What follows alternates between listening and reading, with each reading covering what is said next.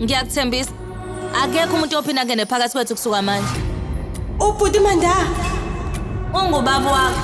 Angikhumbuli lanoyedwa wabo. Ngikhumbula igama elilodwa vo, Phalavi. uPalavu unkosikazi wakho. Uyena lo Manda walahleka eminyakeni emibili edlule. Manje mina noPalavi sesishadile.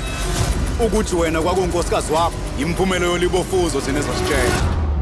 Kodwa-ke imphumela ingasiphume ey'nsukwini ey'ntathu. Ngalolu suku mina ngizobe sengiqede inyango ragavurawo ingunaphakade.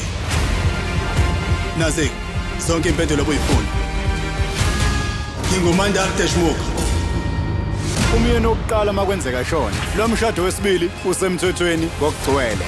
Kumina uRagava umyeni wami manje.